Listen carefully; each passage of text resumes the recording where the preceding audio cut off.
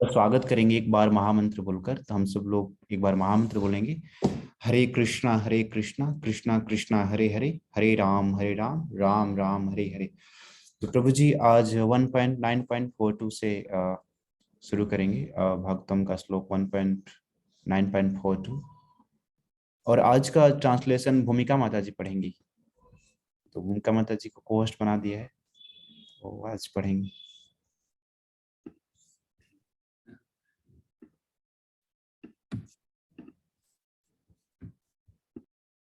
Okay. ओम नमो भगवते वासुदेवाय। ओम नमो भगवते वासुदेवाय। ओम नमो भगवते वासुदेवाय। नारायण नमस्कृत्य नरं चैव नरोत्तमं देवीं सरस्वतीं व्यासं ततो जयमुदीरये। नष्टप्रायेषु भद्रेषु नित्यं भागवत सेवया भगवत्युत्तमश्लोके भक्तिर्भवति नैष्टिकी। कृष्णाय वासुदेवाय देवकी नन्दनाय च नन्दगोपकुमाराय गोविन्दाय नमो नमः। ओम विष्णुपदाय कृष्ण ओम ज्ञानतिमिरन्दस्य ज्ञानाञ्जनशलाकया चक्षुरुन्मिलितं येन तस्मै श्रीगुरवे नमः। श्रीचैतन्यमनोभीष्टं स्थापितं येन भूतले स्वयं रूपः कदा मह्यं ददाति स्वपदान्तिकं। वन्देऽहं श्रीगुरून् श्रीयुतपदकमलं श्रीगुरून् वैष्णवांश्च श्रीरूपं साग्रजातं सहगण रघुनाथान्वितं तं सजीवं साद्वैतं सावधूतं परिजनसहितं कृष्णचैतन्यदेवं श्री राधा कृष्ण पादान् सहगण ललिता श्री विशाखान्वितांश्च। हे कृष्ण करुणा सिंधु दीनबंधो जगत्पते गोपेश गोपिका कांत राधा कांत नमोस्तुते।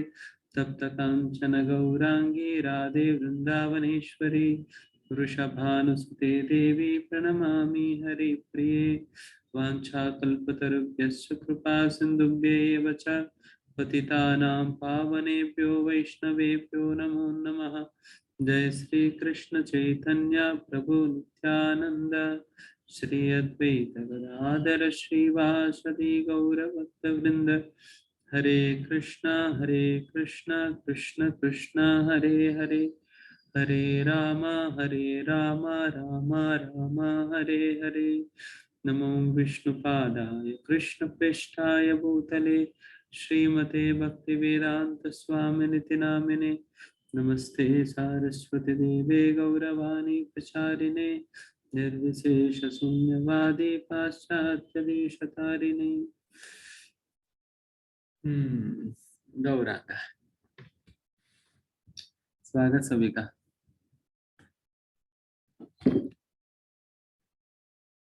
आज हम भागवतम पहला स्कंद 9वां अध्याय भीष्मदेव की तिरोगमन के विषय में हम चर्चा कर रहे हैं। तो आज ये अध्याय हम समाप्त करेंगे। इसमें हम भीष्मदेव की प्रार्थनाएं हम चर्चा कर रहे थे। उन प्रार्थनाओं के लगभग आखिर प्रार्थना से हम आज शुरुआत करेंगे। भीष्मदेव अभी युधिष्ठिर महाराज ने जो धर्म के विषय में जो भी उन्होंने इंक्वायरी किया है उसका उत्तर के रूप में भीष्मदेव ने धर्म के संबंधित अनेक प्रकार की बातें युधिष्ठिर महाराज से की है। फिर उसके उपरांत जब उन्हें अपने लीला समाप्त करने के समय आया था, देन फिर वो चुप हो गए थे एंड फिर भगवान से प्रार्थनाएं करने लगे। तो वही प्रार्थनाएं हम अभी तक चर्चा कर रहे थे। उन्हीं प्रार्थनाओं में से आखिर प्रार्थना आज हम चर्चा करेंगे।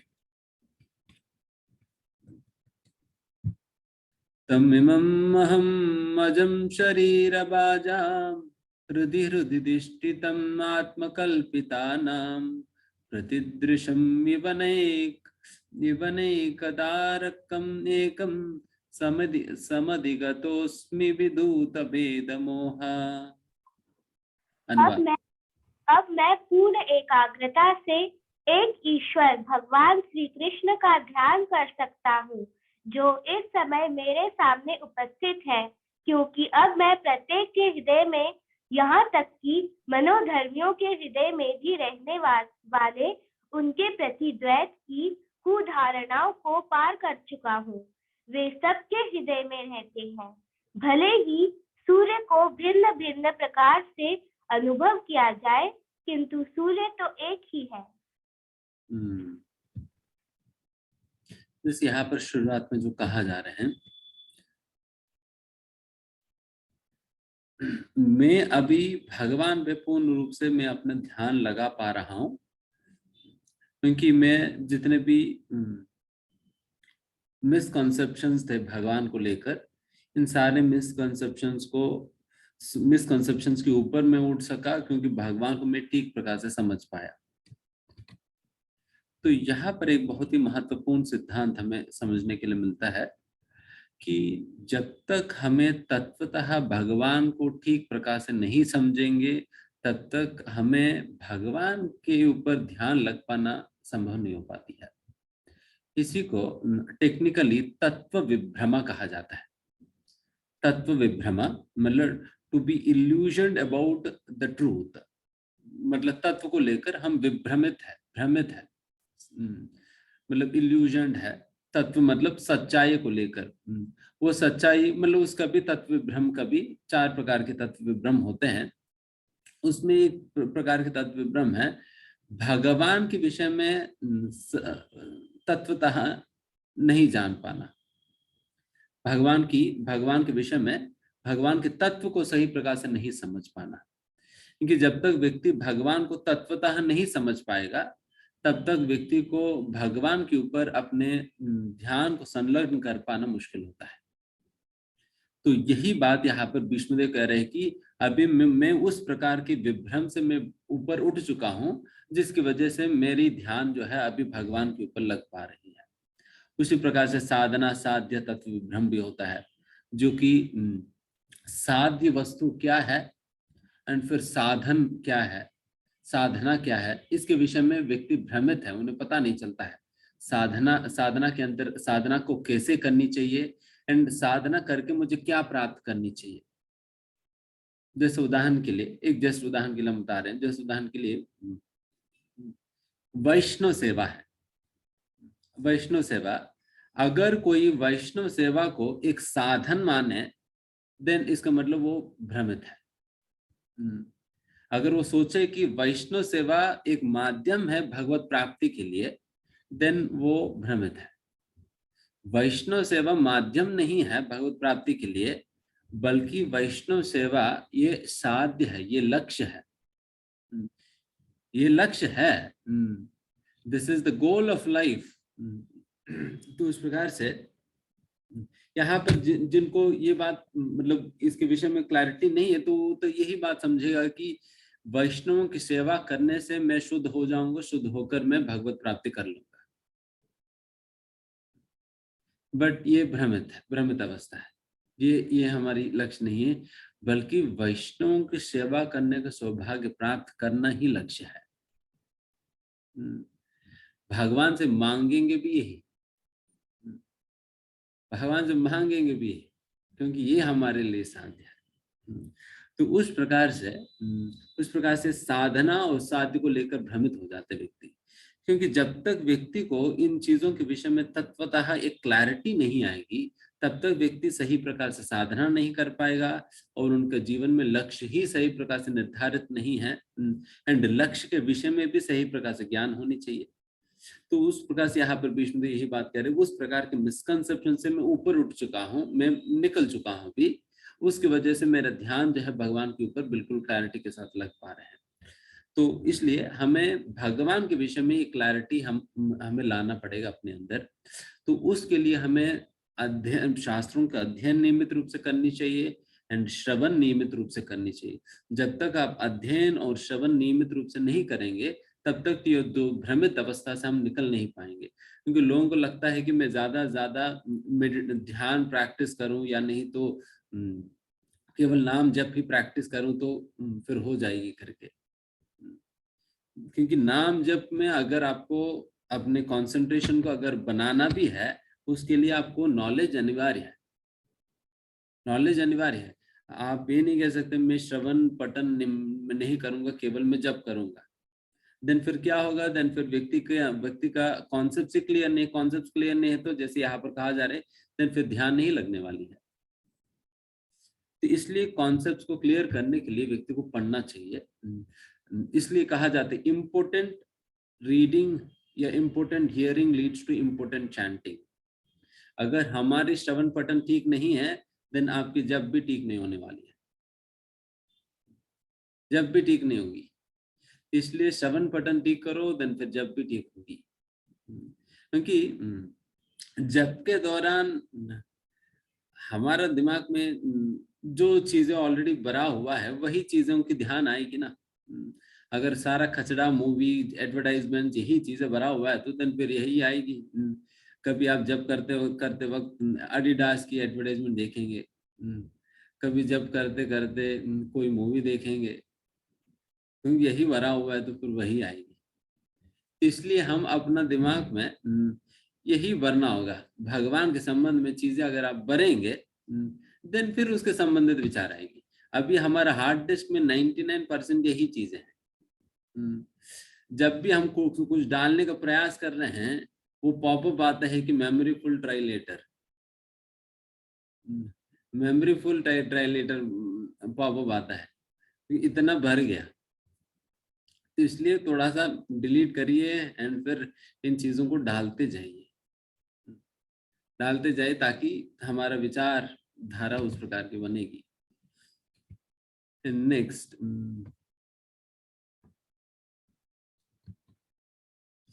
in this way, I have transcended the misconceptions of duality in regard to his presence in everyone's heart. And पहले लास्ट वाला लाइन भी एक बार चर्चा करेंगे, देन इसके बाद बीच वाला लाइन पे आएंगे। The sun may be perceived differently, but the sun is one. बहुत महत्वपूर्ण सिद्धांत है। सूर्य वही है जिनको हम अलग अलग स्थान पे खड़े होकर अलग अलग प्रकार से देखते हैं, बट वही सूर्य को किसी के लिए सूर्योदय होते हुए दिखाई पड़ेंगे, और जो कि कहीं और दूसरे कोई और देश में है, उन्हें दोपहर के समय सूर्य की तरह नजर आएगा। एंड फिर तीसरा देश में वही सूर्य उन्हें सनसेट होते हुए नजर आएंगे। बट फिर जिनको सनसेट होते हुए नजर आ रहे हैं, जिनको दोपहर की सूर्य की तरह नजर आ रहे हैं, जिनको सूर्योदय होते हुए नजर आ रहे हैं, क्या तीनों को अलग अलग प्रकार के सूर्य दिखाई पड़ रहे हैं या वही सूर्य है? सूर्य तो वही है, बट वो जहां पर कड़े होकर देख रहे हैं, उस एंगल के हिसाब से उनको दिखाई पड़ रहा है अलग अलग प्रकार से। विद रिस्पेक्ट टू दैट फिर उनको अलग अलग प्रकार से दिखाई पड़ रहा है, बट सूर्य तो वही है। उसी प्रकार से भगवान वही होने के बाद भी हमें वही भगवान जो है अलग अलग प्रकार की स्थिति में, मनस्थिति में खड़े होकर जब व्यक्ति देखता है, अलग प्रकार की चेतना से जब भगवान को देखते हैं, देन फिर वही भगवान अलग अलग लोगों को अलग अलग प्रकार से नजर आएंगे। एंड फिर जिन्हें ये एक ब्रॉड अंडरस्टैंडिंग नहीं है, वही सूर्य है बट अलग अलग स्थानों से देखने के कारण अलग अलग प्रकार से नजर आ रहे करके, उसी प्रकार से वही भगवान अलग अलग प्रकार की चेतना के स्तर पे खड़े होकर देखने के कारण अलग अलग प्रकार से नजर आ रहे करके, जिनको ये ब्रॉड अंडरस्टैंडिंग नहीं है, देन वो तो यही सोचेगा उनकी भगवान अलग है, हमारी भगवान अलग है, हमारे तो अल्लाह है, आपके तो कृष्ण है, उनका तो कृष्ण है। तो इस प्रकार से अलग अलग कर देंगे। ये नैरो अंडरस्टैंडिंग, उनको पता ही नहीं है। वो तो सोच रहे कि भारत वाला सूर्य पर्सनलाइज्ड है, भारत के लिए एक सेपरेट सूर्य है, और फिर पाकिस्तान के लिए एक सेपरेट सूर्य है, अमेरिका के सेपरेट सूर्य है। सेपरेट सूर्य थोड़े होते हैं, वही सूर्य है, आपको अलग अलग प्रकार से नजर आ रहे हैं बस। उसी प्रकार से भगवान एक ही है बट अलग अलग प्रकार से नजर आते हैं हमारे चेतना के स्तर के कारण। ये एग्जाम्पल समझ में आया सभी को?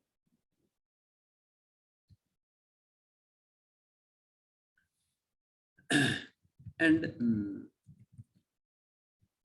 यहाँ पर न, जो बीच में जो प्रभुपाद ने कहा, जो बीच में जो कह रहे हैं, वही भगवान परमात्मा के रूप में हर एक व्यक्ति के हृदय में निवास करते हैं, चाहे व्यक्ति एक मेंटल स्पेकुलेटर भी क्यों ना हो।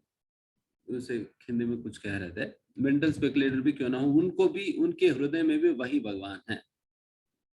या दूसरे वचन में कहा जाए, अगर कोई व्यक्ति नास्तिक भी क्यों ना हो, चाहे व्यक्ति नास्तिक भी क्यों ना हो, फिर उनका भी हृदय में भगवान परमात्मा के रूप में वास करते ही हैं। भगवान ये नहीं कहता अरे तुम तो मुझे नकारते हो, तुम्हारे साथ मैं थोड़ी रहूंगा, तुम अपना देखो करके भगवान नहीं छोड़ेंगे।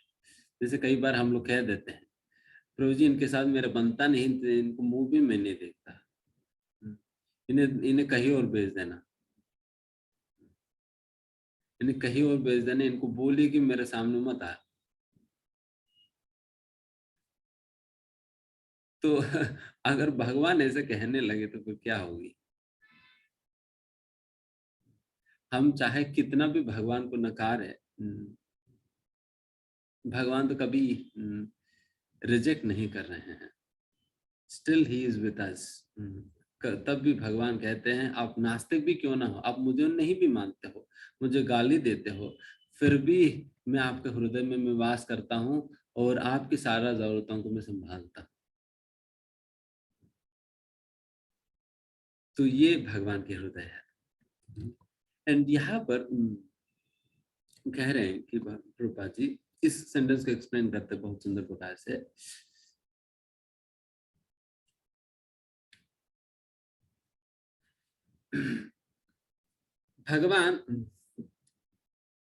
भगवान को कोई एक ज्योति स्वरूप के रूप में, ब्रह्म ज्योति के रूप में समझ पाते हैं, कोई परमात्मा के रूप में समझ पाते हैं, कोई भगवान को भगवान के रूप में समझ पाते हैं।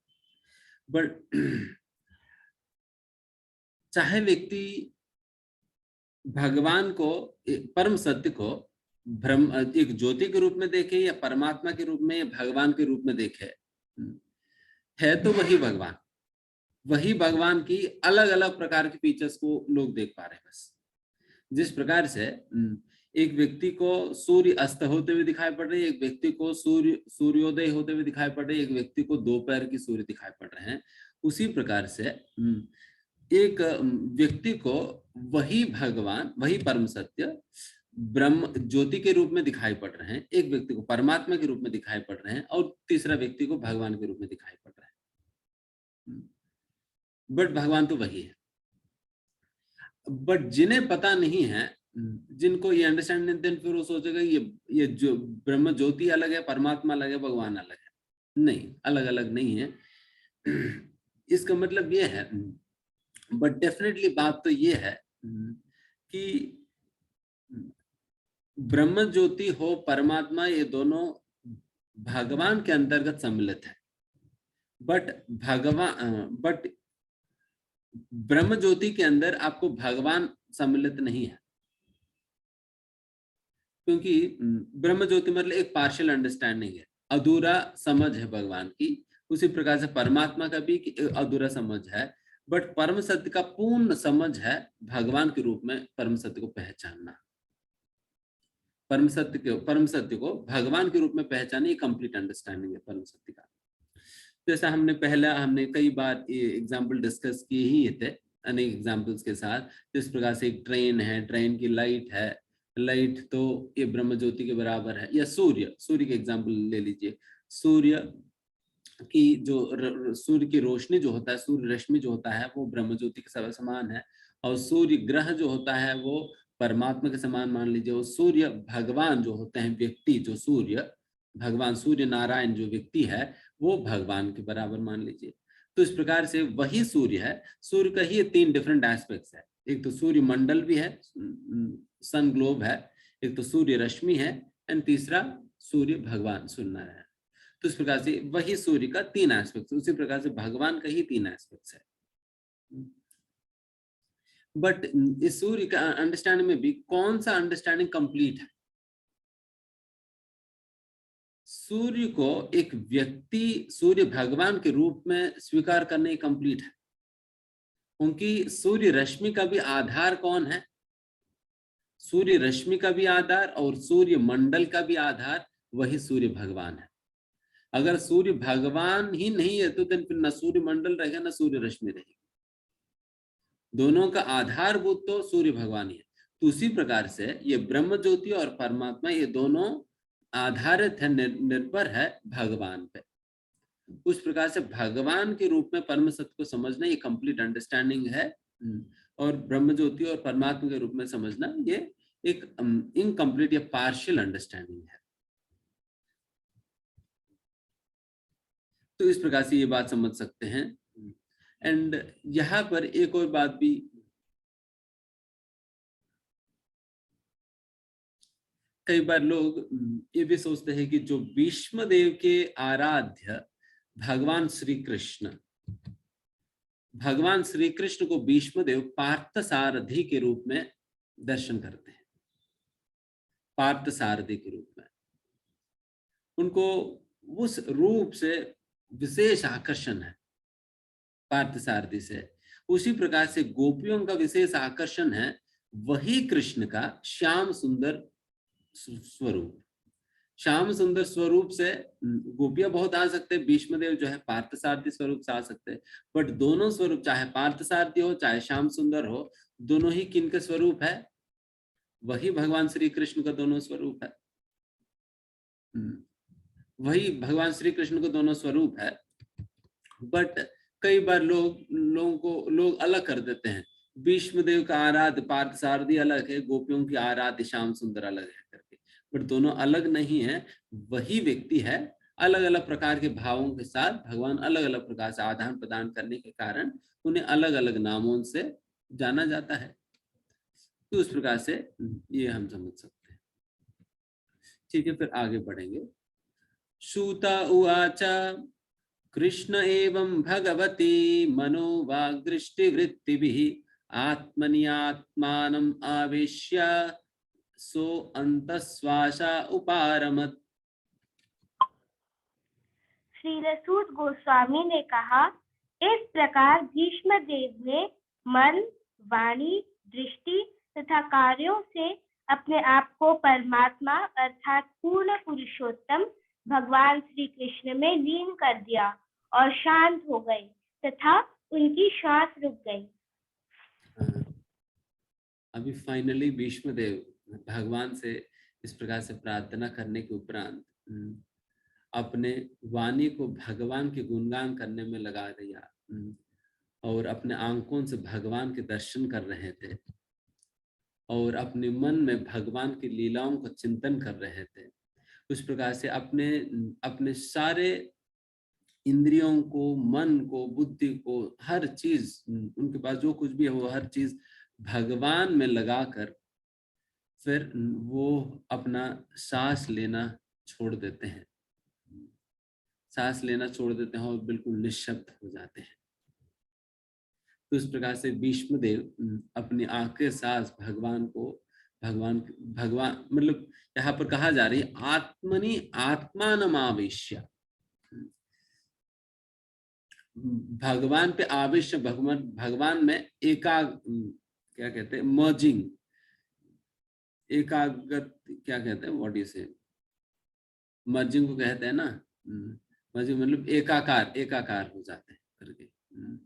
बट यहाँ पर एकाकार होने का मतलब ये नहीं है कि कुछ जाकर मिल गया ऐसा कुछ करके, नहीं। यहाँ पर एकाकार का मतलब ये है कि अपने पास में जो कुछ भी क्षमता है वो सारा कुछ भगवान की सेवा में उन्होंने पूर्ण रूप से संलग्न कर दिया।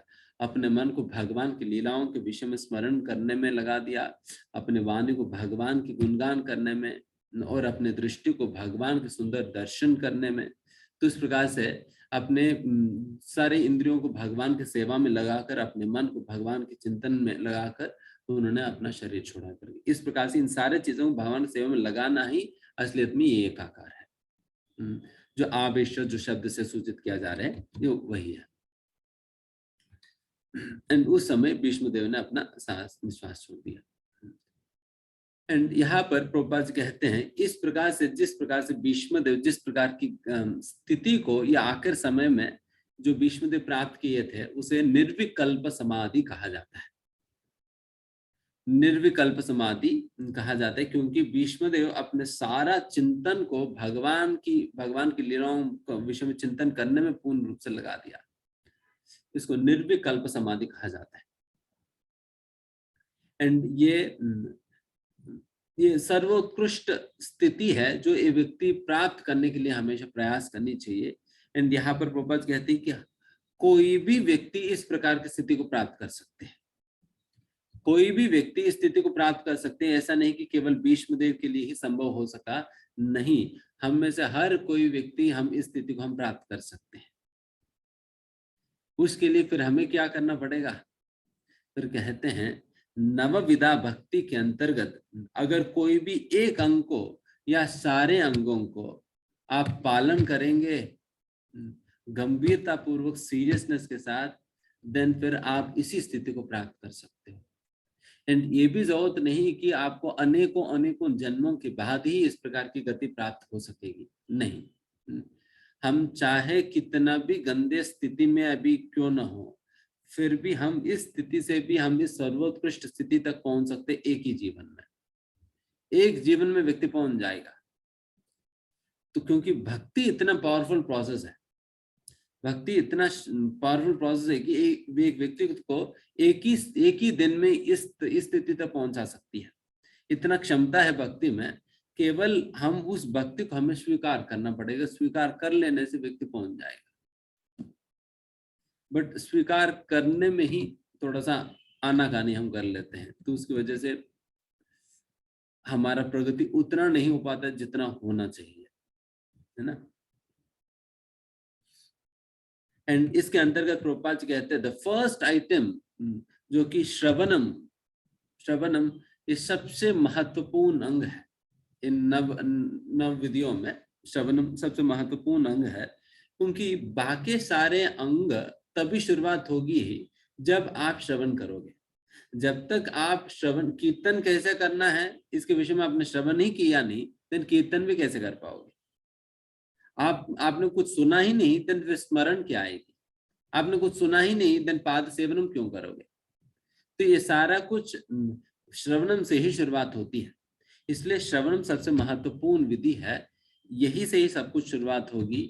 इसलिए एक साधक को अपने जीवन में ज्यादा से ज्यादा समय इस प्रकार से श्रवण पे देनी चाहिए। खास करके इस प्रकार के प्रारंभिक स्तर पे हमें प्रतिदिन नियमित रूप से हमें पर्याप्त मात्रा में हमें श्रवण करनी चाहिए। भगवान के विषय में पर्याप्त मात्रा में हमें श्रवण करनी चाहिए, because this is the most effective process. हमारी ये शुरुआत के समय भी ये सबसे इफेक्टिव प्रोसेस है।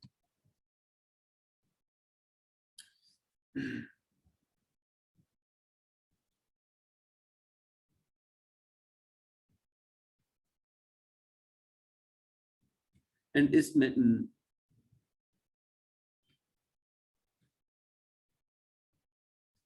हर एक मनुष्य और जानवर, हर एक व्यक्ति को इस प्रकार से मरना पड़ता है। बट हमें भागवतम और भगवद गीता यही सिखाती है, बाकी जानवरों की तरह मत मरो, बल्कि भीष्मदेव जैसा मृत्यु को प्राप्त करो। अगर मरना है तो भीष्मदेव की तरह मरो। मरना तो है ही हर किसी को। जैसे एक छोटा सा हम बताएंगे,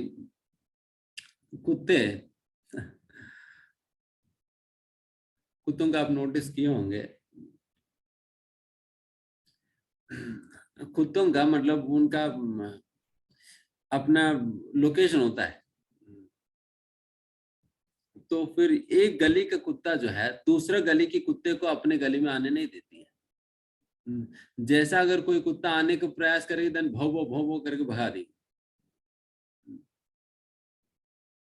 तो आने नहीं देती है। क्यों? क्योंकि उनको दिमाग में ये बैठ गया था ये मेरी गली है। पता नहीं कौन सा गवर्नमेंट ऑफ इंडिया ने उनके नाम पे कर दिया, ये तो पता नहीं है, बट फिर वो मानती है कि मेरे नाम पे है, तो मेरी गली है करके। इसलिए मेरी गली में कोई भी आएगा तो मैं निकाल दूंगा, उन्हें रहने नहीं दूंगा। अगर कोई गाड़ी भी आता है तब भी भो करके पीछे बढ़ जाती है। बट जिस गली का वो अब कोई भी किसी को आने नहीं देते, कोई कुत्ता को भी आने नहीं देते, गाड़ी को आने नहीं देती है, जिस गली को वो इतना लगकर संरक्षण कर रही है, एक समय क्या होता है, बेचारे कुत्ते भौ भौ करते करते करते एक दिन उसी गली में कहीं ना कहीं मर जाती है, कहीं ना कहीं मर जाती है। बट जिस गली का संरक्षण आज तक उन्होंने की है, उस गली का कोई भी उसे देखने तो नहीं जाएगा, हमारा गली का कुत्ता मर गया करके।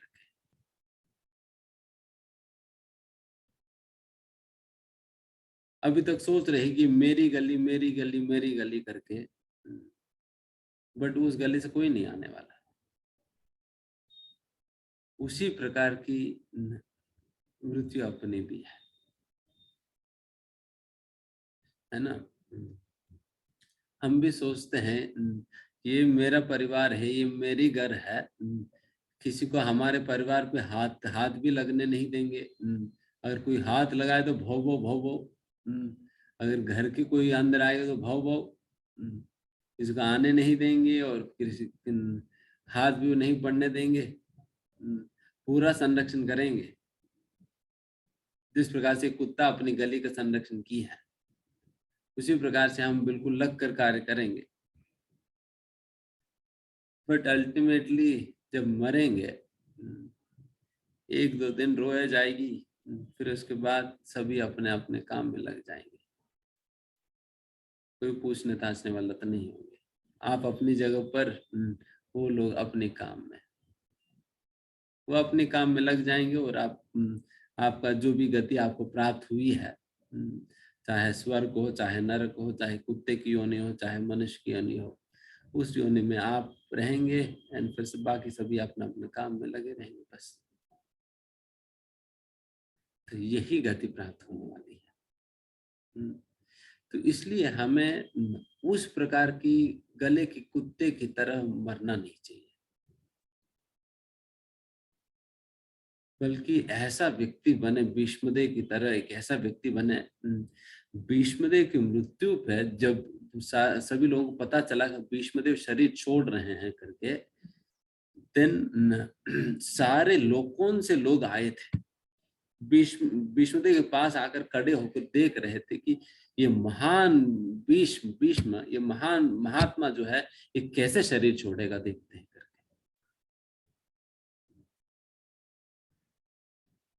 तो वैसा व्यक्तित्व बनना चाहिए। तो उस प्रकार के चरित्र हमें अपने अंदर विकसित करनी चाहिए भीष्मदेव की तरह। इसलिए बहुत ही आदर्श मृत्यु है भीष्मदेव की, इससे हमें बहुत कुछ सीखना चाहिए। तो फाइनली यही है कि हमें एक जानवर की तरह हम नहीं मरना है, बल्कि भीष्मदेव की तरह हमें मरना है। संपद्यमानम अग्नाया भीष्मं ब्रह्मणि निष्कले सर्वे बभूवुस्ते तुष्णीं वयांसि वादिनात्यये। यह जानकर कि भीष्म देव अनंत परम पूर्ण में लीन हो गए, वहां पर उपस्थित सभी लोग उसी प्रकार मौन हो गए, जिस प्रकार दिन समाप्त होने पर पक्षी मौन हो जाते हैं। जैसे सभी को पता चला कि भीष्मदेव ने अपना शरीर, मतलब अपने श्वास समाप्त कर दिया करके, फिर सभी लोग भी बिल्कुल शांत हो गए थे, सभी लोग शांत हो गए थे।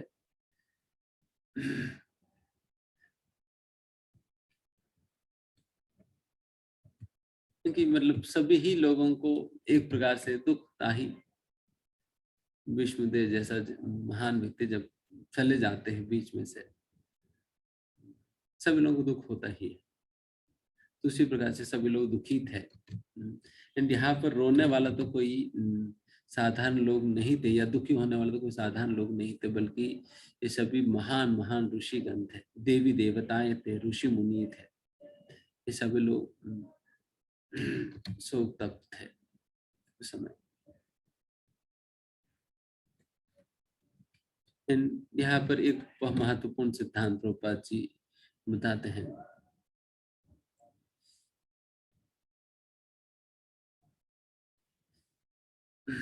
भगवान में एकाकार होने का मतलब है कि एक जीव भगवान के मतलब एक जीव अपने निजी घर पे वापस लौटना, अपने निजी स्थान पे अपने निजी घर में वापस लौटने को ही एकाकार कहा जाता है असलियत में।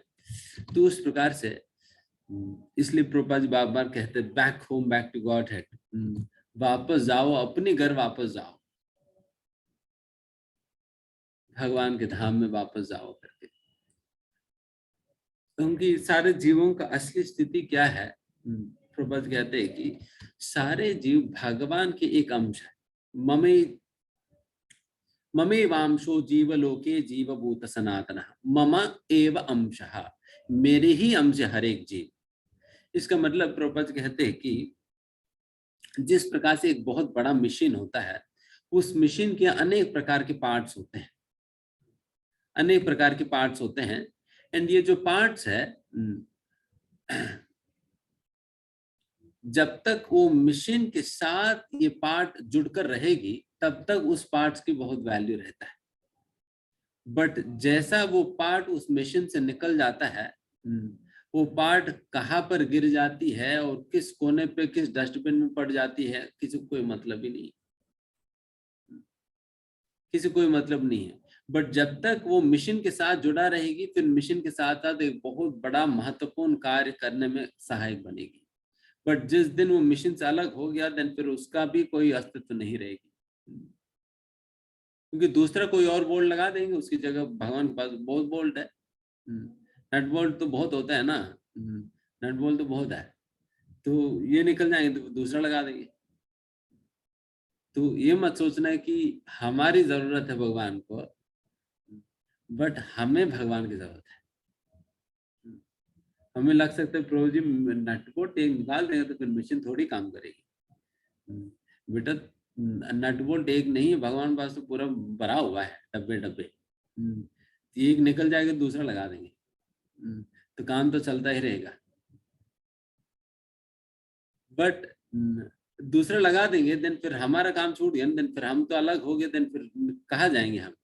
देन कचरे के साथ कचरे के डब्बे में उठाएंगे, कचरे के डब्बे में डाल देंगे, कचरे के साथ झाड़ू मारते वक्त डाल देंगे कचरे के डब्बे में, तो फिर गया कचरा में। तो ये हमारी गति है भगवान से अलग होने की वजह से। तो उस प्रकार से भगवान के साथ हमें अपने आप को जोड़ने का प्रयास ही ये भक्ति है बस। भक्ति मतलब भगवान के साथ अपने आप को जोड़ने का प्रयास है।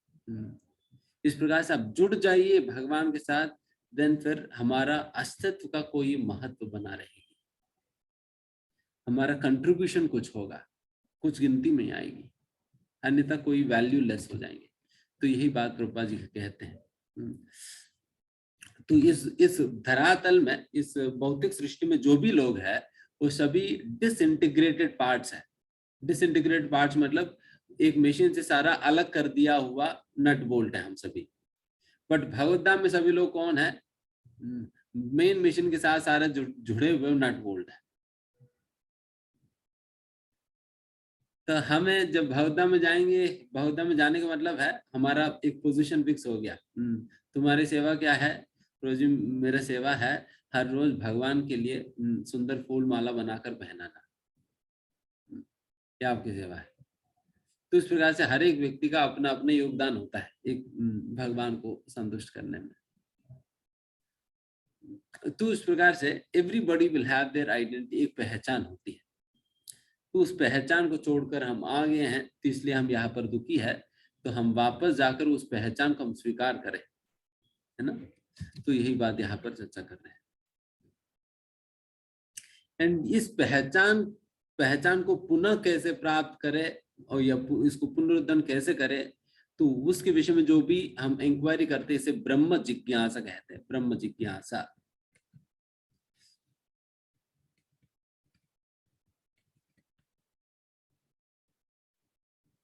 एंड यहाँ पर कहते हैं कि भीष्मदेव वापस चले गए थे भगवत वैकुंठ में, कोई ना कोई वैकुंठ ग्रह में चले गए थे। एंड यहाँ पर कहते हैं कि भीष्म देव किन से मिले थे वैकुंठ में जाकर? पार्थ सारथी से मिले थे। पार्थ सारथी से मिले थे क्योंकि जिस भाव में आप भगवान से आसक्त होंगे, वही रूप आपको दर्शन प्राप्त होगी भगवद्धाम में वापस आने के बाद। अगर आकर्षण यहाँ पर जिस रूप में आप भगवान के प्रति आसक्त हो, वही रूप की दर्शन आपको भगवद्धाम में वापस जाने के बाद मिलेगी। अब मान लीजिए आपकी आकर्षण नारायण से है, देन भगवद्धाम जाएंगे तो कौन मिलेंगे? नारायण मिलेंगे। तो अगर आपकी आकर्षण भगवान श्री राम से है, देन फिर श्री राम ही मिलेंगे। अगर आपके आकर्षण पार्थ सारथी से है, देन फिर पार्थ सारथी मिलेंगे।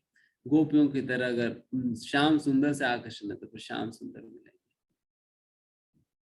एंड ये बहुत एक और महत्वपूर्ण बात हम कहना चाह रहे हैं कि खास करके ये आसक्ति, जिस श्री विग्रह की सेवा हम पूर्ण रूप से संलग्न होकर आसक्ति के साथ करते हैं, एंड वही श्री विग्रह आपको भगवद्धाम में मिलेंगे। वही विग्रह मिलेंगे आपको। भगवान कहेंगे अच्छा नीचे आप मेरी सेवा की ना, तो आओ मेरे पास आओ।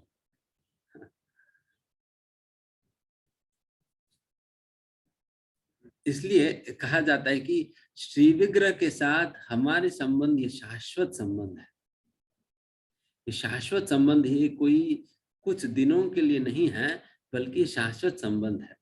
अगर जैसा कि नोएडा में श्री राधा गोविंद जी है, तो राधा गोविंद जी के साथ जो हमारे संबंध जो होता है, वो कोई 1 साल के लिए 2 साल के लिए नहीं है, बल्कि शाश्वत संबंध है। अगर यही गोविंद जी का अगर हम पूरा मन लगाकर सेवा करें, आसक्ति के साथ सेवा करें, प्रेम से सेवा करें, देन भगवद्धाम में जाने के बाद वही गोविंद जी मिलेंगे जिन्हें आप यहाँ देख रहे हैं। वही गोविंद जी मिलेंगे।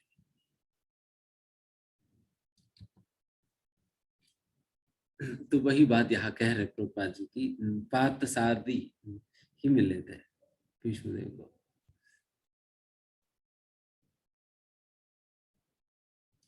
भीष्म तो कभी भूल ही नहीं पा रहे थे पार्थ सारथी गुरु को, वो इतना आसक्त थे। तत्र दुन्दुभयो नेदुर्देव मानव वादिताः शशंसु साधवो राज्ञां खाद्पेतु पुष्पवृष्टयः। तत्पश्चात मनुष्यों तथा देवताओं ने सम्मान में नगाड़े बजाए और निष्ठावान राजाओं ने सम्मान तथा आदर प्रदर्शित किया और आकाश से पुष्पों की वर्षा होने लगी।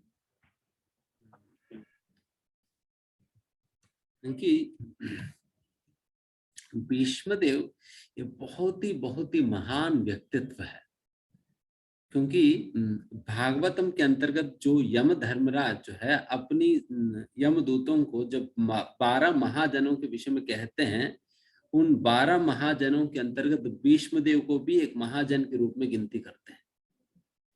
तो वहां पर यमराज जी कहते हैं इस पूरा सृष्टि के अंतर्गत केवल 12 लोग हैं जो कि धर्म को तत्वतः समझ पाते हैं। बाकी और कोई व्यक्ति सृष्टि में धर्म को नहीं समझ पाते हैं। केवल 12 लोग हैं जो कि धर्म को समझ पाते हैं, उन्हें महाजन कहा जाता है। बाकी सभी लोगों का समझ धर्म को लेकर एक आधा अधूरा समझ है। एंड फिर वैसा बाकी लोगों को उद्धार कैसे होगी? फिर अगर आधा अधूरा ही धर्म को समझ पा रहे, बाकी लोगों को उद्धार कैसे होगी?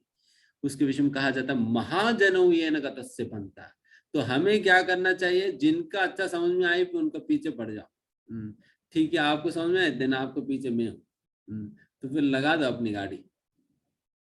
जैसे कभी कभी बहुत ट्रैफिक में लोग कहते प्रभु जी इस गाड़ी को पकड़ लीजिए, तो निकल रहे तो हम भी निकल जाएंगे उनके साथ साथ, क्योंकि उनकी गाड़ी निकलने वाली है, तो फिर हम भी गाड़ी लगा देंगे, तो फिर वो रास्ता बनाते रहेगा, तो फिर उनको पीछे पीछे हम भी चलेंगे। तो उसी प्रकार से महाजन को तो बिल्कुल धर्म पता है, बिल्कुल क्लियरली कब क्या करनी चाहिए, क्या नहीं करनी चाहिए, लेफ्ट जाना चाहिए, राइट जाना चाहिए, सीधा जाना चाहिए, उनको क्लियरली पता है।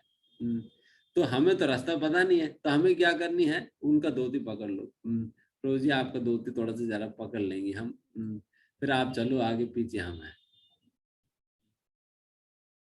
तो फिर जो महाजन है फिर उनको पीछे पड़ जाना। तो उस प्रकार से बाकी सभी महाजन, नारद, व्यास, नारद मुनि, सुखदेव गोस्वामी, कपिल मुनि, जनक महाराज, इस प्रकार से ये सभी महान महान लोग हैं।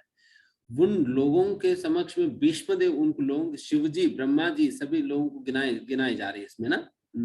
यम धर्मराज भी एक महाजन है। तो इस प्रकार से इन लोगों के साथ साथ ये सभी साधारण लोग थोड़ी है, शिवजी, नारद मुनि, सुखदेव गोस्वामी, इन सभी लोगों के साथ साथ भीष्मदेव को भी गिना जा रहा है। आप सोचिए कितना महान व्यक्ति है भीष्मदेव। एंड ये सभी तो देवी देवता है, बड़े बड़े देव ऋषि इत्यादि है, बट भीष्मदेव तो एक साधारण मनुष्य थे। एक साधारण मनुष्य योनि में जन्म लेने के बाद भी उनको महाजन के रूप में गिना जा रहे हैं। देन आप कल्पना कर सकते कितना महान व्यक्तित्व है भीष्मदेव। एंड वैसा भीष्मदेव जब इस प्रकार से अपना लीला समाप्त की, उस समय पूरा आकाश में मतलब सभी लोग जो है इस प्रकार से दुंदुबिया बजाने लगे थे, मृदंग इत्यादि चीजें बजाने लगे। एंड फिर देवी देवताएं जो है आकाश से पुष्प वृष्टि करने लगे थे। तो इस प्रकार से भीष्मदेव की मृत्यु को वो लोग एक सेलिब्रेट कर रहे थे।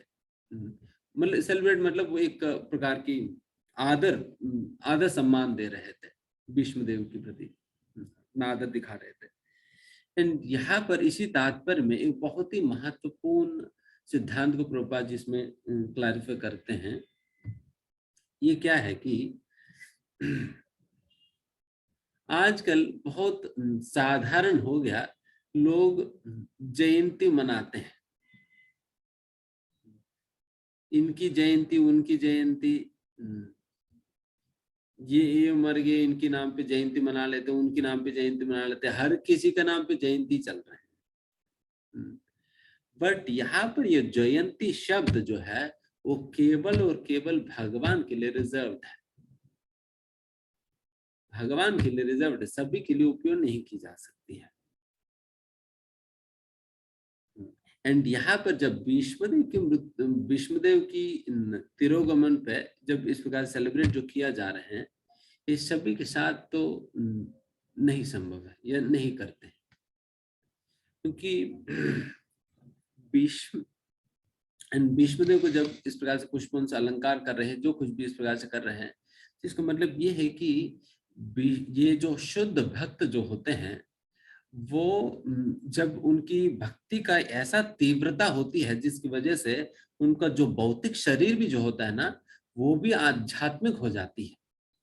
That is also completely spiritualised, completely spiritualise हो जाती है। उनका भौतिक शरीर भी कंप्लीटली स्पिरिचुअलाइज हो जाती है, इसलिए उनका शरीर को भी हमें एक आध्यात्मिक वस्तु के साथ हम जिस प्रकार से व्यवहार करते हैं, एग्जैक्टली उसी प्रकार से हमें व्यवहार करनी चाहिए। इसलिए शुद्ध भक्तों का शरीर को कभी भी जलाया नहीं जाता है, उनको हमेशा दफन कर दिया जाता है। बाकी हम सभी लोगों को तो जला दिया जाता है, बट शुद्ध भक्तों का शरीर तो उसको जलाया नहीं जाता है, बल्कि उसे दफन किया जाता है, क्योंकि वो शरीर अभी कोई साधारण नहीं रही, बल्कि वो बिल्कुल कंप्लीटली स्पिरिचुअलाइज हो चुकी है। इसलिए उस शरीर को भी सुंदर प्रकार से श्रृंगार करके इत्यादि चीजें करके किया जाता है। बाकी जगह जब हम कंपेयर कर, बाकी जगह जब किया जाता है तब हम कहते हैं कि decorating the dead bodies useless करके, मृत शरीर को अलंकार करके क्या फायदा करके वो बाकी लोगों के विषय में कहा जाता है। बट वो शब्द शुद्ध भक्तों के केस में लागू नहीं है, क्योंकि उनका तो मृत शरीर ही है, बट इनका तो वैसा कोई साधारण शरीर नहीं, बल्कि दिस इज कंप्लीटली स्पिरिचुअल। इतना शुद्ध भक्तों का शरीर इतना महान माना जाता है कि इतना महान माना जाता है कि जब हरिदास ठाकुर जब शरीर छोड़े थे, हरिदास ठाकुर जब शरीर छोड़े थे, वो शरीर को एक जिस प्रकार से एक श्री विग्रह को गोदी में लेकर एक व्यक्ति चलते हैं, तो उसी प्रकार से श्री चैतन्य महाप्रभु हरिदास ठाकुर के मृत शरीर को अपने गोद में लेकर नाचते हुए, गलियों में नाचते हुए फिर जाते हैं। एंड फिर जब समुद्र में उस शरीर को नहलाते हैं, फिर कहते हैं कि जिस पानी ने इस शरीर की स्पर्श तक भी की है, तो निश्चित रूप से आज से ये समुद्र जो है तीर्थ बन चुकी है, सारे के सारे तीर्थ इस समुद्र में अभिवास करती है करके। एंड आज से जो कोई भी समुद्र में नहाएगा वो तीर्थ में नहाने के बराबर करके।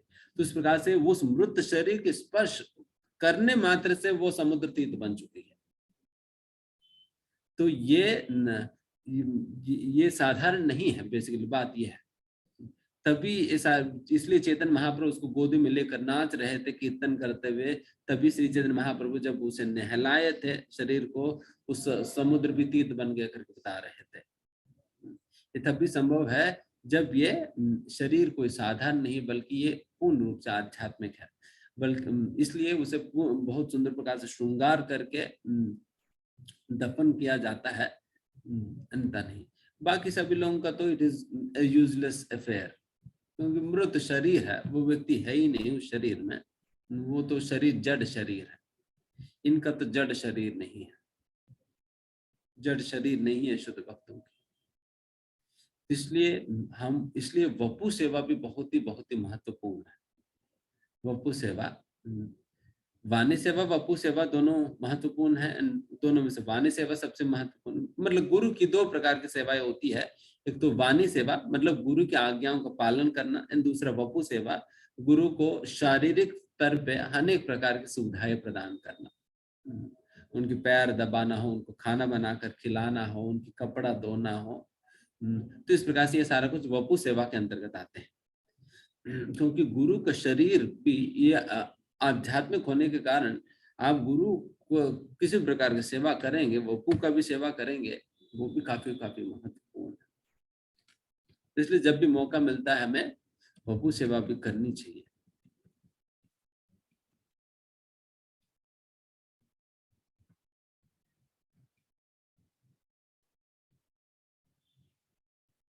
इसलिए प्रभुपाद कहते हैं अगर इस प्रकार की जयंती सेरेमनी एक साधारण व्यक्ति के लिए मनाना, यह भगवान के प्रति एक बहुत बड़ा अपराध है। क्योंकि कई पॉलिटिशियंस का आते हैं अंबेडकर जयंती, गांधी जयंती, इनकी जयंती उनकी जयंती करके, यही कह रहे हैं प्रभुपाद जी की ये सारा अपराध है इस प्रकार से जयंती करके कहना इन सभी लोगों।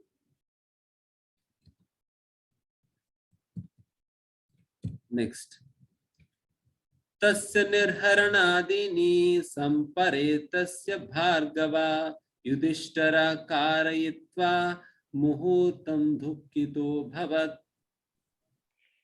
हे भृगुवंशी शौनक, भीष्म देव के मृतदेह का दाह संस्कार संपन्न करने के पश्चात महाराज युधिष्ठिर क्षण भर के लिए शोक संतप्त हो गए।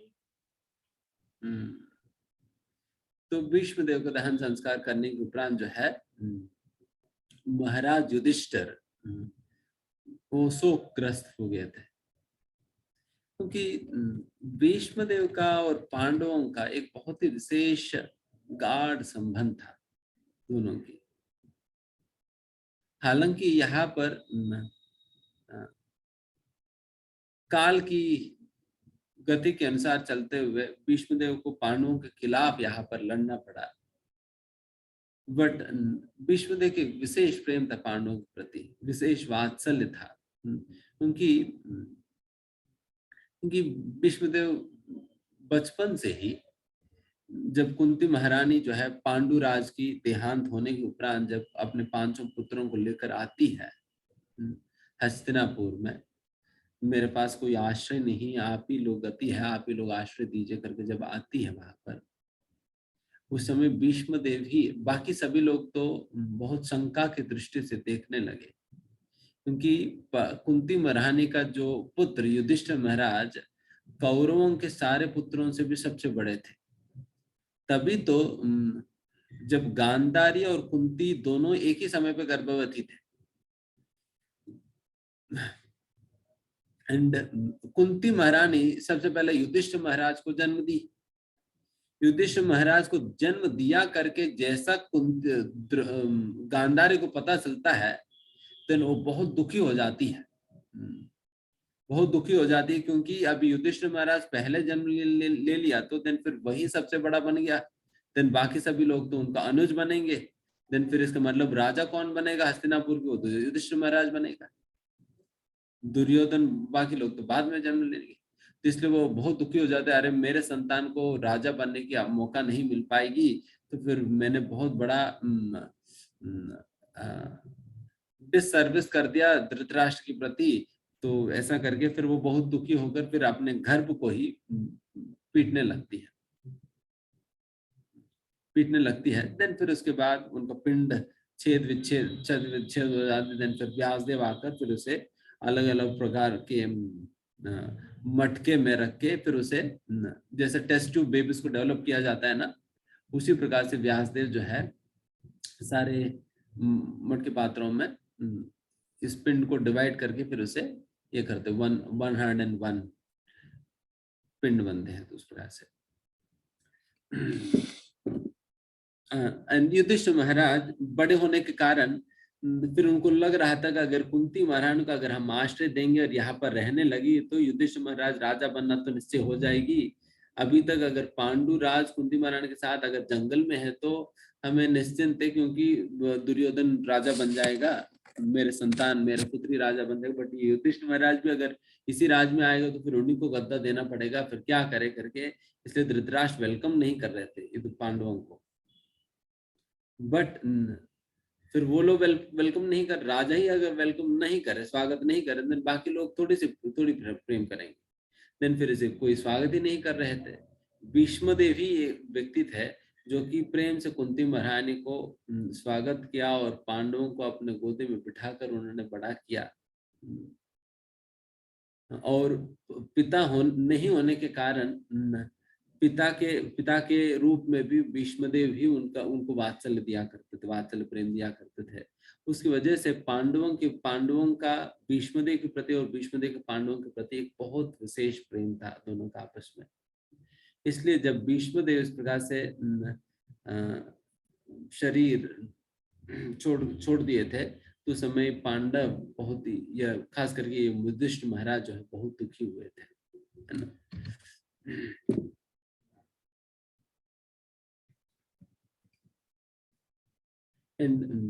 यहाँ पर कहा जाता है, प्रभुपाद जी एक और महत्वपूर्ण बात कहते हैं कि भीष्मदेव हालांकि वो चाहिए तो काफी पहले ही वो अपना शरीर छोड़ सकते थे, बट इतना समय तक अपना शरीर में रुकने का मुख्य कारण यही था कि वो देखना चाह रहे थे युधिष्ठिर महाराज को हस्तिनापुर की राजा के रूप में वो देखना चाह रहे थे। उनकी इच्छा था, बहुत समय से इच्छा था युधिष्ठिर महाराज को राजा के रूप में देखना करके, बट ये संभव ही नहीं हो पा रहा था। इसलिए वो उस समय के लिए वेट कर रहे थे कब युधिष्ठिर महाराज राजा बनेंगे करके।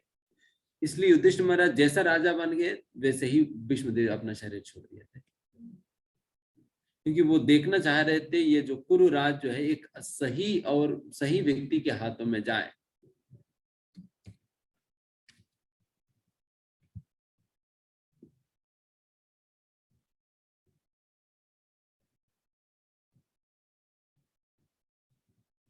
और युधिष्ठिर महाराज ने ही सारा भीष्मदेव के संबंध में सारा अंत्य क्रियाएं जो है सब कुछ युधिष्ठिर महाराज ने किया है।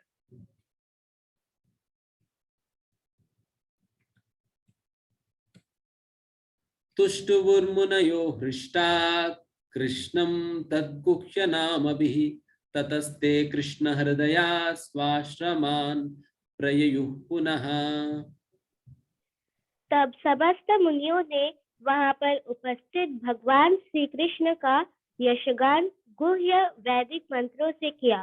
वे भगवान श्री कृष्ण को सदा के लिए अपने हृदय में धारण करके अपने अपने आश्रमों को लौट गए। इसलिए कोई भी संस्कार में यही विधि होता है, भगवान के गुणगान करना। भगवान के गुणगान करना ये बहुत ही महत्वपूर्ण विधि है। चाहे किसी का बर्थडे भी हो या कोई मर भी गया, किसी का शादी हो, कोई और संस्कार भी क्यों न हो, निश्चित रूप से वहां पर भगवान के गुणगान की क्रिया होनी चाहिए।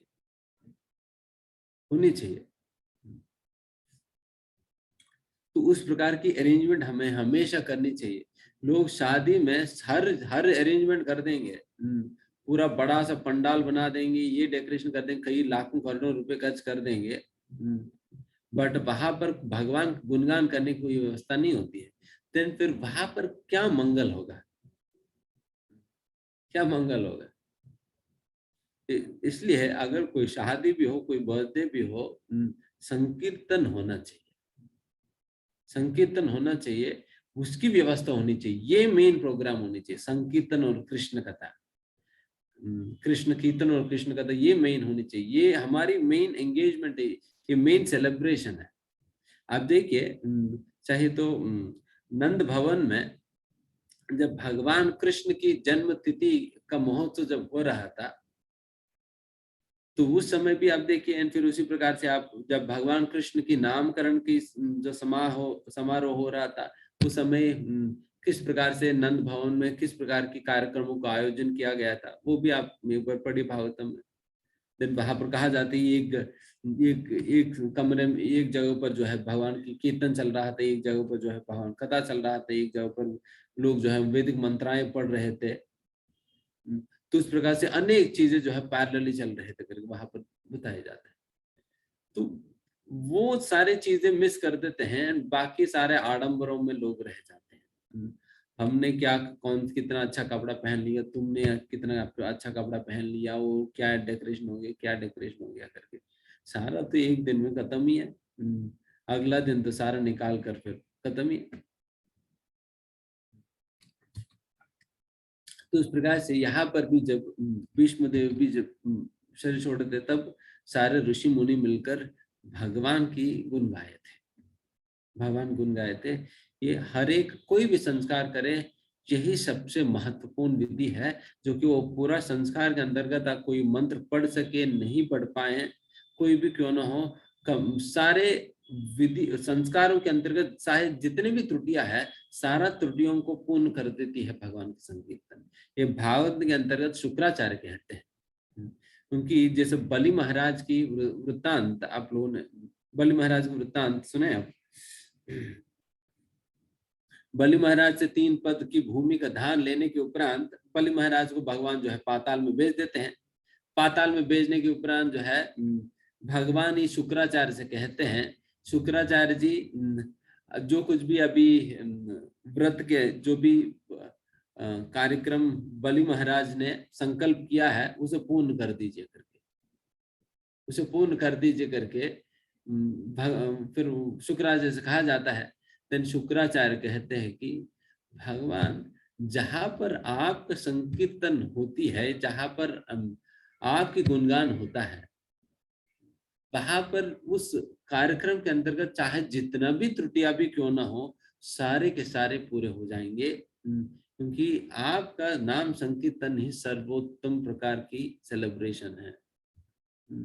तो इस प्रकार से यहाँ पर भी कहा जा रहा है। तो इसलिए हम वही बात यहाँ पर सिद्ध किया जा रहा है कि हर एक विधि के अंतर्गत भगवान नाम संकीर्तन होना चाहिए। बाकी बर्थडे में केक काटे ना काटे कोई मतलब नहीं है, बट संकीर्तन हो, कृष्ण कथा हो, ये निश्चित रूप से करें। नहीं तो केक तो कट जाएगी, बट कोई काम का नहीं होगा। ततो युधिष्ठिरो गत्वा सह कृष्णो गजाह्वयम् पितरं सांत्वयाम आशा गांधारीं च तपस्विनीम्। तत्पश्चात महाराज युधिष्ठिर भगवान श्री कृष्ण के साथ तुरंत ही अपनी राजधानी हस्तिनापुर गए और वहां पर अपने ताऊ महाराज धृतराष्ट्र तथा अपनी ताई तपस्विनी गांधारी को ढाढ़स बंधाया। ये कुरुक्षेत्र युद्ध के उपरांत अपने सारे पुत्र, धृतराष्ट्र और गांधारी के सारे पुत्र मारे गए थे उस युद्ध में। उसके कारण ये धृतराष्ट्र और गांधारी बहुत दुखी थे। उस अवस्था में युधिष्ठिर महाराज की आश्रय लेकर फिर युधिष्ठिर महाराज का ही संरक्षण में रहा करते थे। युधिष्ठिर महाराज संरक्षण में रहा करते थे। एंड जब उनको ये भीष्मदेव की अपराकट के विषय में समाचार उन्हें प्राप्त हुई तो ये सुनकर वो लोग और दुखी हो गए थे। एक तरफ तो सारे पुत्र मारे गए हैं, फिर दूसरी ओर से जो भीष्मदेव थे तो वो भी चले गए थे। तो ये बात सुनकर उनको बहुत दुख हुआ। तो इसलिए युधिष्ठिर महाराज खास करके यहाँ पर धृतराष्ट्र को और गांधारी को थोड़ा सा वो पैसिफाई कर रहे थे, पैसिफाई कर रहे थे। यहाँ पर ये बात अब देखिए, उस समय लोग कितने ब्रॉड माइंडेड हुआ करते थे, कितना विशाल हृदय के होते थे। वही धृतराष्ट्र जिन्होंने ये सारा कुरुक्षेत्र युद्ध की कारण बनी पांडवों को इतना दुख दिया, इतना कष्ट दिया, इतने बार मारने का प्रयास की, वही धृतराष्ट्र आखिर में आश्रय लेने के लिए जब आए थे, युधिष्ठिर महाराज ने स्वागत किया और उनको अपने घर में रखा। कितने लोग ऐसा कर सकते हैं? जिन्होंने जीवन भर आपको मारने का प्रयास किया, उन्हीं को आप अपने घर पे लाकर रख रहे हैं। एंड उतना ही नहीं, युधिष्ठिर महाराज प्रतिदिन सुबह उठने के बाद उनका पहला कार्य यही होता था, धृतराष्ट्र के पास जाकर उनका चरण स्पर्श करके अपने सिर पे लगाते थे। युधिष्ठिर महाराज के चरित्र के विषय में कहना ही क्या, कितने बड़ा चरित्रवान है ये व्यक्ति, कि जिस व्यक्ति ने जीवन का उनका एकमात्र यही लक्ष्य था इनको मारना कैसे भी करके, कितने प्रकार से मारने का प्रयास, कितना कष्ट दिया, बट फिर भी युधिष्ठिर महाराज उन्हीं को उनको सम्मान दे रहे थे। तो यही सारे बातें हम इस प्रकार से ये शास्त्रों के माध्यम से हम सीख सकते हैं। इस प्रकार की उन्नत व्यवहार जब हम देखते हैं, देन उससे हमें एक प्रकार की प्रेरणा प्राप्त होती है, हम भी उस प्रकार से करने का प्रयास करेंगे। Because we do not see such great high examples in today's society. आज के समाज में उस प्रकार की एग्जाम्पल्स हमें दिखाई नहीं पड़ती है, इसलिए हम सीख नहीं पाते हैं। तो कम से कम जब हमें शास्त्र में इस प्रकार की उदाहरण हमें दिखाई पड़ रही है, हमें सीखनी चाहिए। इसलिए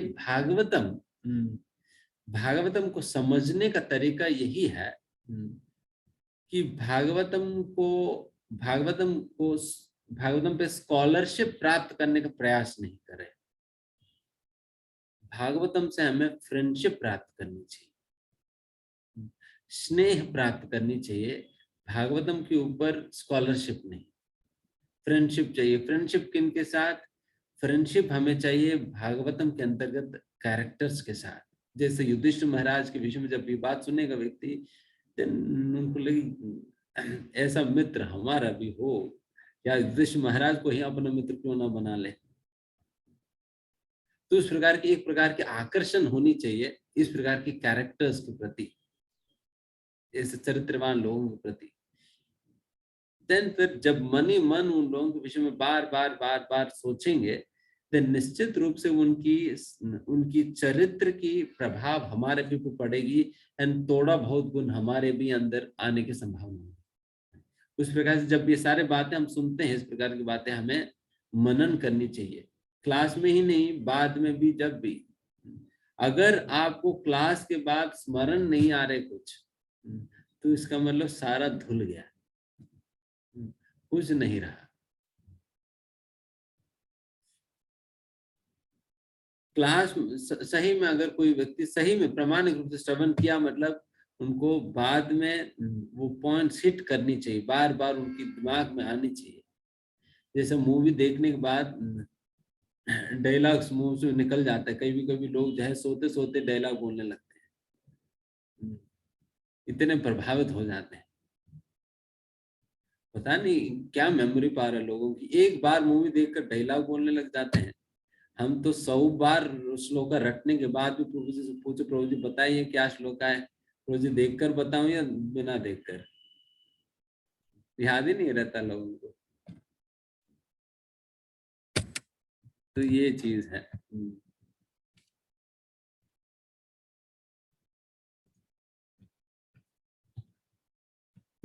लास्ट में पित्रा चानुमतो राजा वासुदेवानुमोदितः चकार राज्यं धर्मेण पतिमहं विभुः। तत्पश्चात परम धर्मात्मा राजा महाराज युधिष्ठिर ने अपने ताऊ द्वारा प्रतिपादित तथा भगवान श्री कृष्ण द्वारा अनुमोदित राज नियमों के अनुसार साम्राज्य का संचालन किया।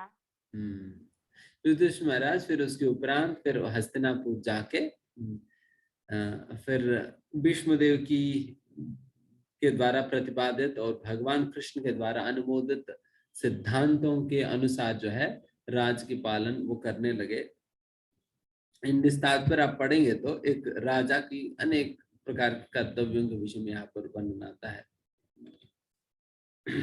वैसा आप भागवतम के अंतर्गत अनेक जगह पर एक राजा की और एक गवर्नमेंट की क्या क्या कर्तव्य होनी चाहिए, उनकी क्या मोटिव होनी चाहिए, तो ये सारे बातें क्लियर होता है। जैसे उदाहरण के लिए एक गवर्नमेंट का, एक राजा का सबसे महत्वपूर्ण कर्तव्य होता है कि अपने प्रजा सभी के सभी अपने वर्णाश्रम धर्म के अनुसार सही प्रकार मतलब अपने वर्णाश्रम धर्म के अनुसार एंगेज होनी चाहिए। कोई खाली नहीं बैठने वाला, खाली नहीं होनी चाहिए, सभी अपने अपने कार्यों में लगना चाहिए। एक स्त्री पुरुष हर कोई व्यक्ति इस प्रकार से होनी चाहिए। बट आजकल के मूर्ख लोग जो है पैसा दे रहे फ्री में, पैसा देकर लोगों को और आलसी बना रहे। लोग तो वैसे ही आलसी है और फिर उसके ऊपर उनको फ्री में पैसा देकर और आलसी बना दे रहे हैं। उससे बेहतर है उनको कुछ काम देकर पैसा दो, उन्हें उनसे काम कराओ फिर उसके बाद पैसा दो। अगर फ्री में पैसा देंगे तो फिर व्यक्ति फ्री का पैसा के लिए उनको आदत लग जाएगी, बाद में वो फिर उनको काम करने के लिए कहा जो कर नहीं पाएगा, देन फिर वो क्या करेगा, कोई ना कोई चोरी वोरी करेगा ताकि फ्री में पैसा मिल जाए एंड फिर वैसे जिएगा। उस प्रकार के क्राइम को बढ़ावा दे रहे लोग फ्री में पैसा दे देकर। नहीं, ये सारा गलत है। तो उस प्रकार से समझ लेनी चाहिए क्या ड्यूटीज होते हैं। ठीक है, तो फिर यहाँ पर समाप्त करते हैं आज के सेशन। किसी कोई प्रश्न है तो आप लोग पूछ सकते हैं।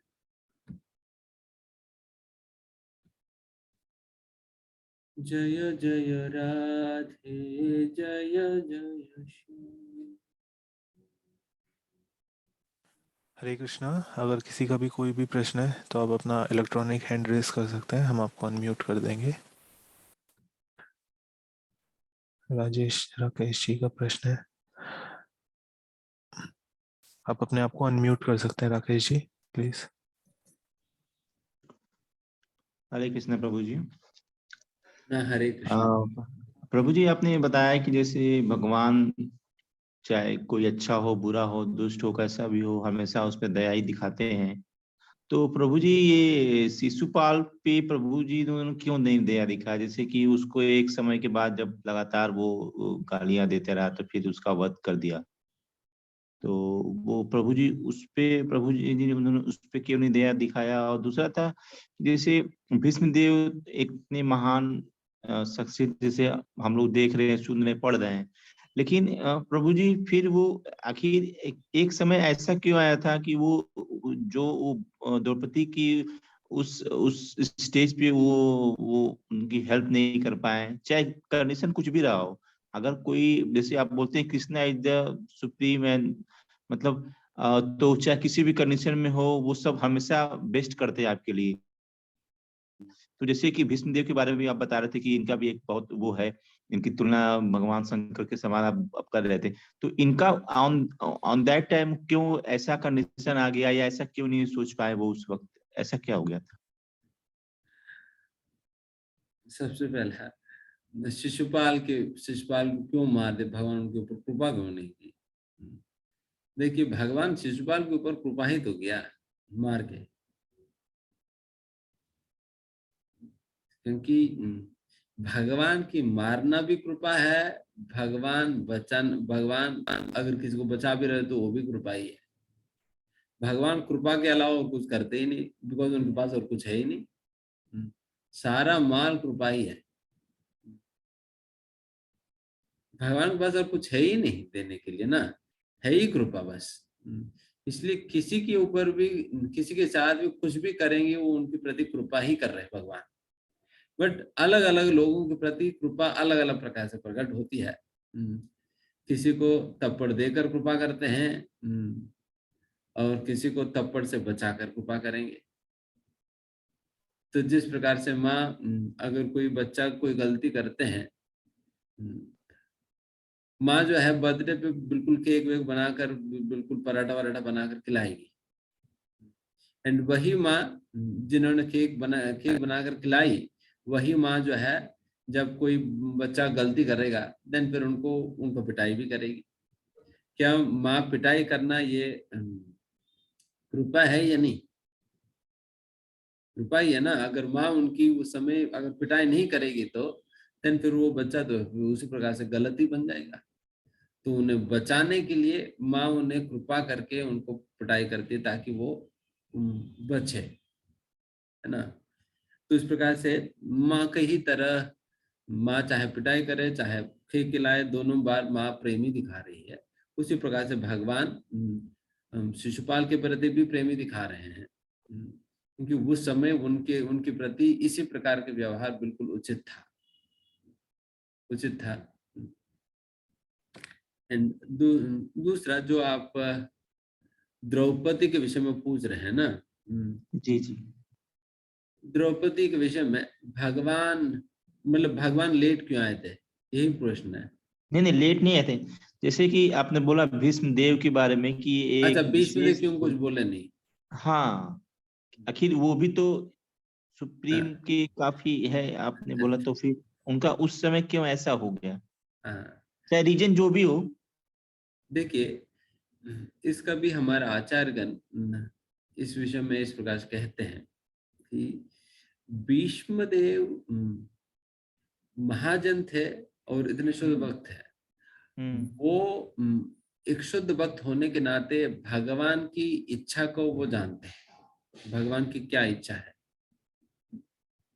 एंड उन्हें पता है कि भगवान आकर अभी द्रौपदी का संरक्षण करने वाले हैं, उन्हें पता है। इसलिए वो उसके बीच में पढ़ना नहीं चाह रहे हैं, क्योंकि अगर भीष्मदेव अगर बीच में पढ़कर कुछ संरक्षण करने का प्रयास करे देन फिर द्रौपदी वो पूर्ण समर्पण नहीं करेगी भगवान को, पूर्ण समर्पण नहीं करेगी।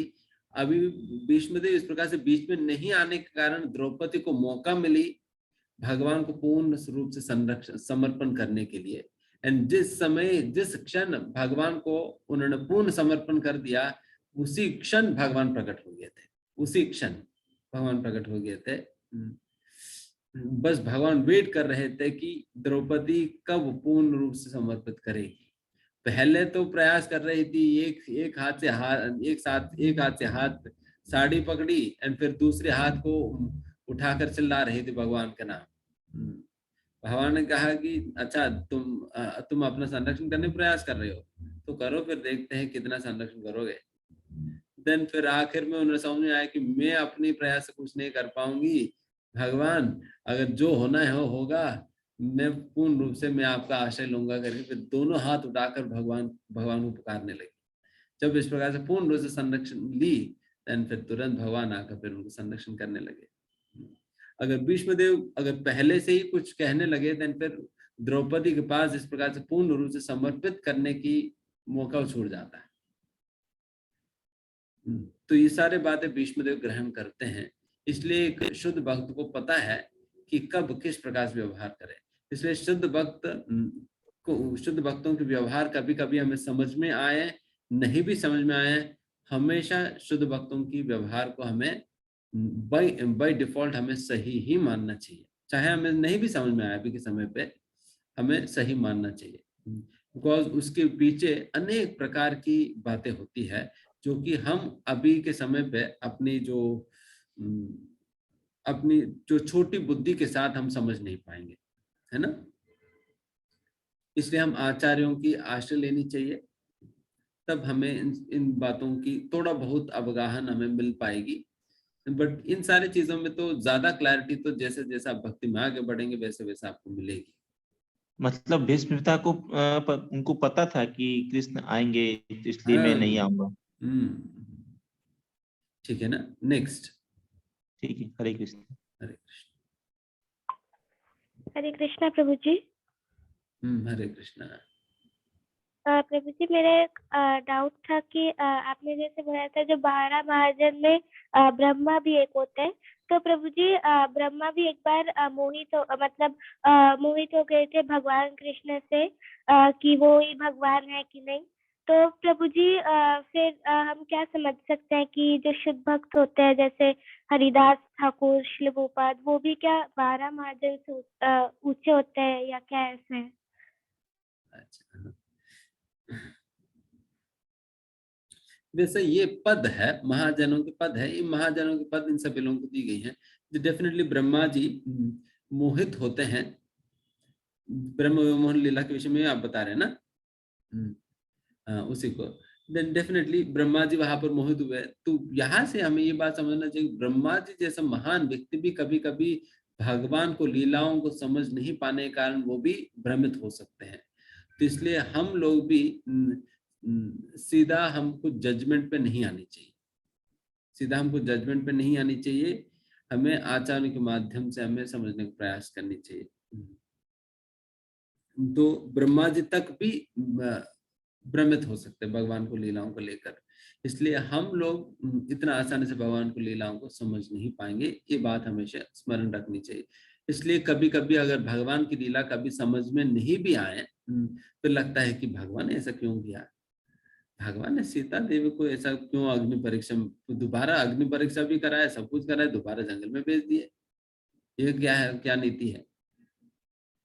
तो इस प्रकार कई बार भगवान की कार्य हमें समझ में नहीं आते, फिर भी हमें समझना चाहिए कि ही इज ऑल परफेक्ट, वो उनसे कभी गलती हो ही नहीं सकते हैं, तो ये समझना चाहिए।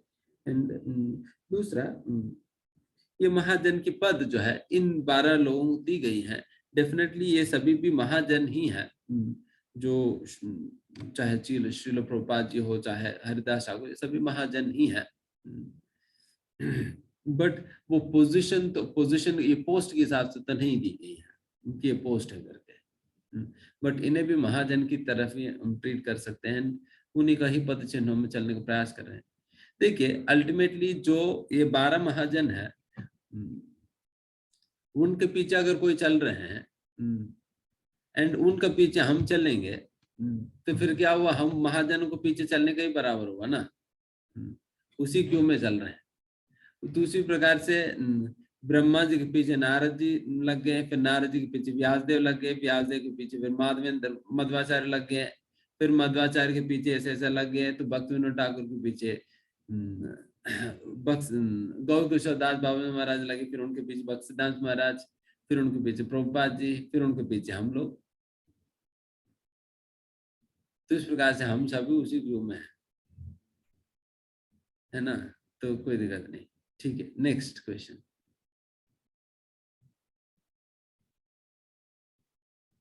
अग्निमित्र।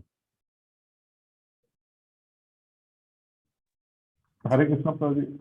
हाँ, हरे जैसे प्रभु जी ये पूछना था कि महाभारत में जैसे सभी का एक पास्ट लाइफ होता है, पता चलता है कोई ना कोई किसी देवता के अवतार थे, जैसे आप बताए कि भीष्म पितामह मनुष्य की तरह से सामान, सर जैसे वो तो गंगा पुत्र कहलाते हैं और कहा जाता है कि वो मतलब एक इनकारनेशन थे, कैसे कैसे तो महाभारत में, तो जैसे कैसे समझा जाए प्रभु जी, उन लोगों के पास ताकत भी ज्यादा होता है, ज्ञान भी ज्यादा होता है, तो क्या वो मनुष्य होते हैं या फिर वो देवता ही होते हैं?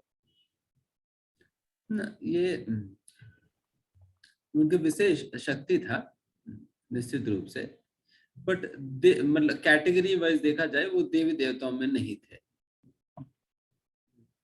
देवी देवताओं में नहीं थे। और तो एक चीज और पूछना है, जैसे एक आर्टिकल आज हम पढ़े कि जैसे प्रभुपाद कहते हैं कि गुरु कभी भी देख कर नहीं चूज करना चाहिए कि कोई देखने, जैसे प्रभुपाद का एक आर्टिकल आज हमें पढ़ने को मिला, तो जैसे प्रभु जी उसमें प्रभुपाद बताते हैं कि गुरु कभी भी देख कर नहीं चुना जाता कि गुरु हमें अच्छे लग गए या इस तरह से परंपरा में, तो जब भी गुरु चुनिए तो सर एक सुनकर या उनको कानों से चुनने के लिए, कान से सुनकर गुरु चुनिए, इसका मतलब क्या हुआ प्रभु जी? गुरु कैसे चुनना है? कानून से। हाँ, बाय हियरिंग प्रोसेस से ही आप गुरु चुने तो अच्छा है। या कि प्रभुपाद कहते हैं कि a fool goes undetected as long as he does not speak. जब तक एक मूर्ख बोलेगा नहीं तब तक सभी लोग सोचेंगे ये बिल्कुल टाई कोट पैंट शर्ट पहने तो ये बिल्कुल बहुत बड़ा महान व्यक्ति है करके, बट जैसा मुंह खोलेगा देन फिर उनके मुंह से जो कचरा निकलेगी तो उससे पता चल जाएगा तो मूर्ख है ना। बाहर दिखने में तो हो सकता है वो बिल्कुल सही कोट पैंट वगैरह पहने हैं तो लगता है बहुत बड़ा व्यक्ति है करके। तो इसलिए व्यक्ति विषय में असली समझ जो है जब हम उनसे सुनेंगे तब पता चलेगा। तो इसलिए हम प्रभुपाद कह रहे गुरु से हमें सुनना होगा। सुनने पे हमें सुनने की क्योंकि शास्त्र में पहला कहा जाता है कि जब भगवान को हो, धाम को हो, गुरु को हो, पहले कानों से देखना है करके, फिर उसके बाद आंखों को दिखाई पड़ेंगे। इसलिए रूप बाद में आता है, पहले नाम आता है, पहले नाम आता है फिर उसके बाद रूप आएगी। तो इस प्रकार से पहले सुनना होगा तब उसके बाद फिर गुरु को देख पाएंगे। तो इसलिए यहाँ पर कहा जा रहा है सुनना होगा, है ना। यस, नेक्स्ट कुशाग्र त्रिपाठी।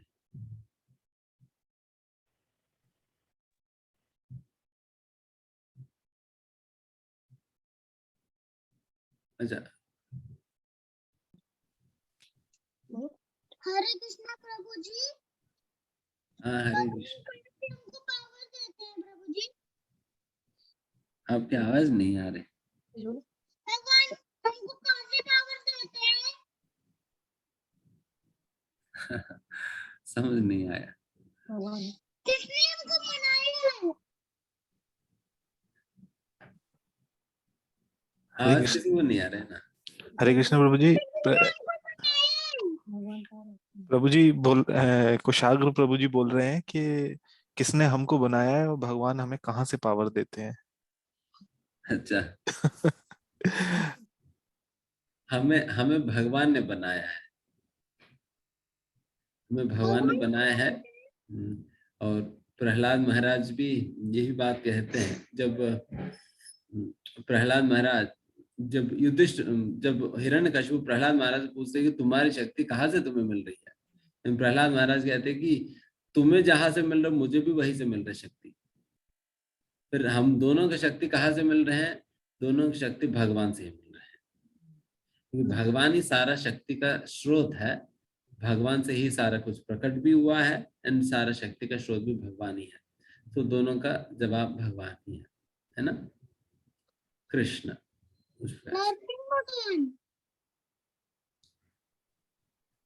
बोलिए। नरसिंह भगवान।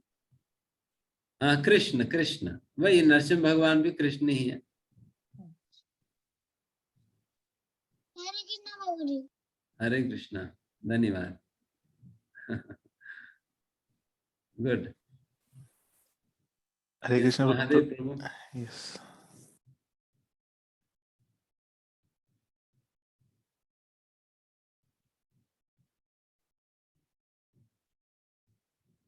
महादेव प्रभु नहीं है।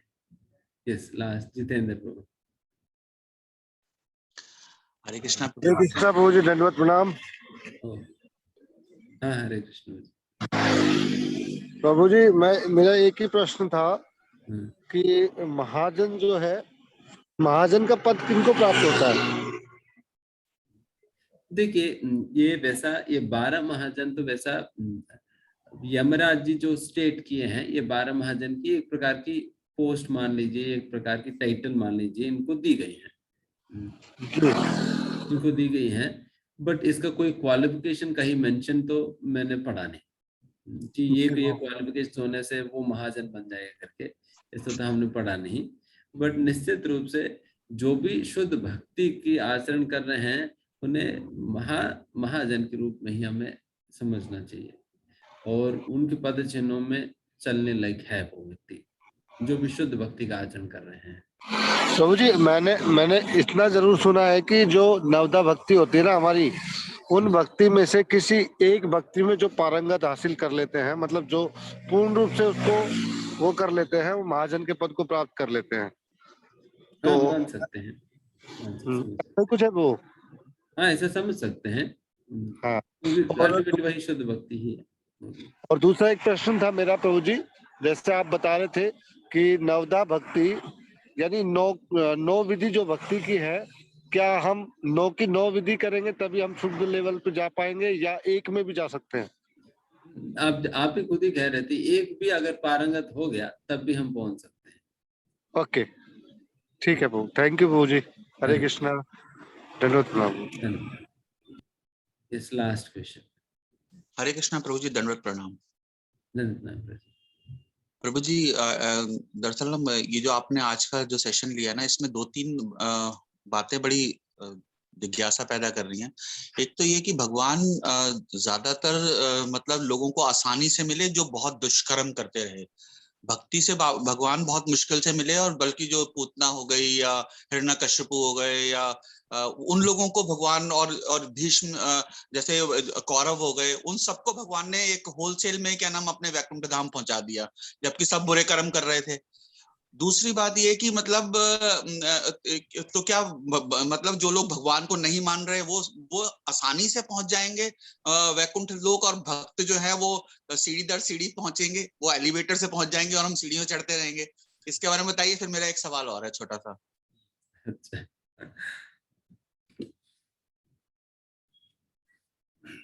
देखिए इन सारे असुरों को जो गति जो प्राप्त होता है वो वही गति नहीं है जो भक्तों को प्राप्त होती है।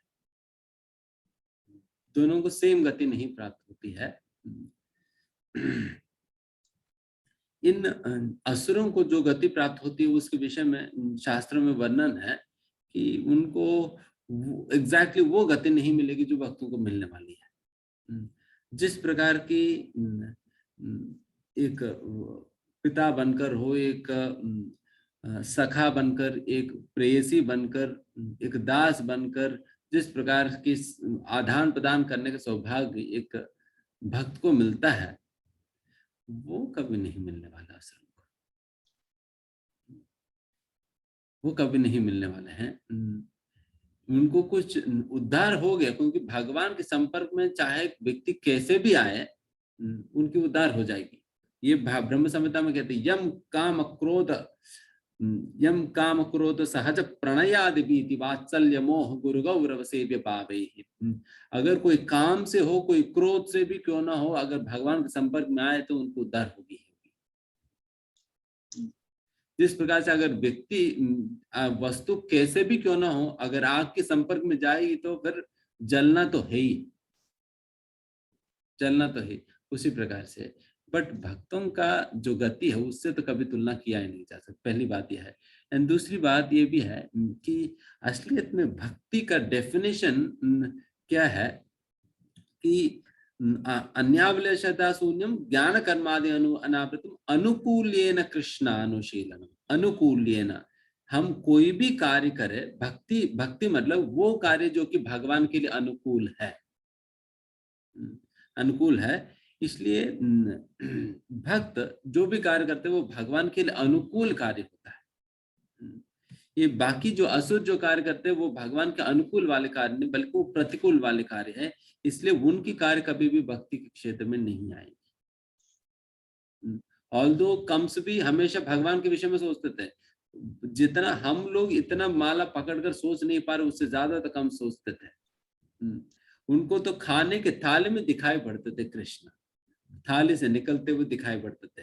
अगर शीशा में देखने गए अपने आप को, शीशा से भगवान कृष्ण निकलते थे। हमें कब दिखाई पड़े कृष्ण इतना? बाथरूम में हो, खाना खाते वक्त हो, कभी भी वही कृष्ण दिखाई पड़ते उन्हें। तो उतना चेतना मग्न था, बट फिर भी उनकी स्मरण भक्ति नहीं कहा जाएगी, क्योंकि वो अनुकूल रूप से स्मरण नहीं कर रहे, वो प्रतिकूल रूप से। ठीक है ना?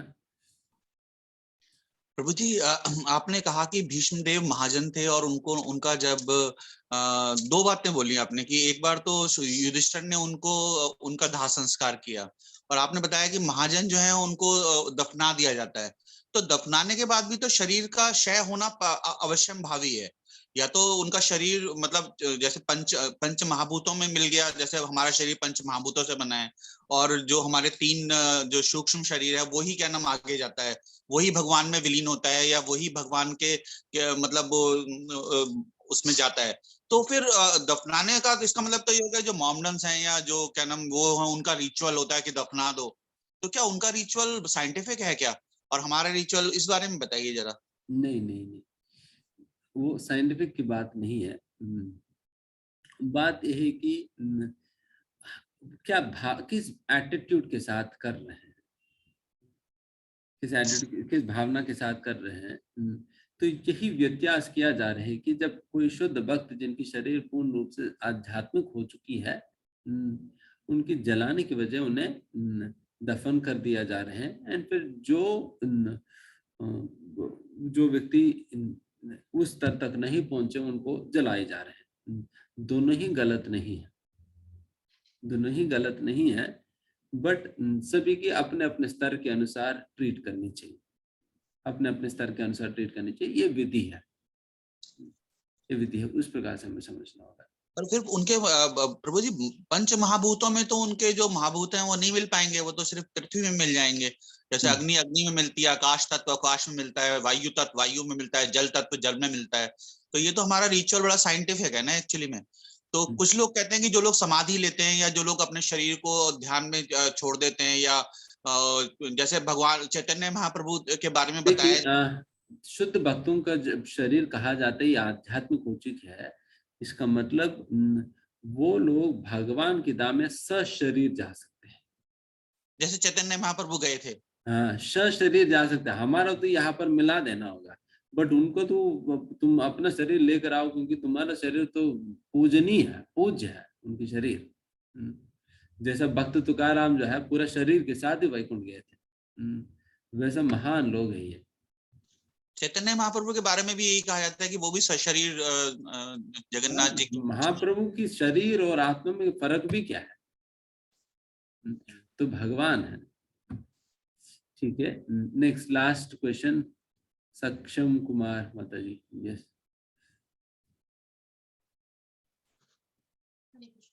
सर मुझे पूछना था कि जैसे जरासंध से कृष्ण मथुरा से वो वृंदावन चले गए, नहीं गुजरात चले गए थे, तो ऐसा क्यों? अच्छा, जरासंध से डर के क्यों चले गए हैं? क्यों चले गए थे इतने शक्ति होते हुए भी? देखिए, ये भगवान की लीला है। भगवान चाहे इस प्रकार से युद्ध भूमि में से पलायन होकर भाग भी जाए, फिर भी उसको भी लीला के रूप में मान के फिर भगवान की उसके लिए भी ख्याति बढ़ गई। इसलिए भगवान इस प्रकार से रन छोड़कर भागने के कारण उनकी नाम पड़ गया रणछोड़, और उसके लिए मंदिर बन गया, और रणछोड़ राय की पूजा होती है। तो भगवान अगर गोपियों के वस्त्र अर्पण करे तो उसके लिए भी उनको गुणगान किया जाता है। भगवान भाग भी जाए युद्ध से, फिर भी भगवान गुणगान किया जाता है। तो ऐसा भगवान का कोई भी लीला क्यों ना हो, वो पूज्य है, सबसे उत्कृष्ट है ये। एंड फिर यहाँ पर जब अगर बात करें कि भगवान क्यों चले गए थे जरासंध, देखिए भगवान 17 बार जरासंध को हराए थे। हर एक बार जरासंध जो है 21 अक्षौणी का सेना लेकर आया करते थे। एंड 21 की 21 अक्षौणी सेना को पूरा खत्म करने के उपरांत जरासंध जो है, जरासंध से भगवान कृष्ण कहते थे कि तुम जाओ, पुनः आओ, दोबारा आओ, अभी जाओ, मैं तुम्हारी जान छोड़ दे रहा हूँ करके। देन फिर इस प्रकार से जरासंध जाया करते थे एंड दोबारा कुछ समय तक रुक के फिर पूरा 21 फिर और अक्षौणी सेना को इकट्ठा करते थे एंड फिर वापस आते थे भगवान के ऊपर। तो इस प्रकार से 17 बार 21 अक्षौणी सेना लेकर आए थे। एंड आप सोचिए कि जिस भगवान ने 17 बार जरासंध को हराए थे इतने बुरी तरीके से, क्या 18 नहीं हरा सकते हैं? तो ये तो बाएं हाथ की खेल है, भगवान तो वैसे ही, बट फिर भी अगर भगवान नहीं हरा रहे हैं तो इसका एक मुख्य कारण कहा जाता है कि एक्चुअली रुक्मिणी की अपहरण के समय समीप आ चुकी थी।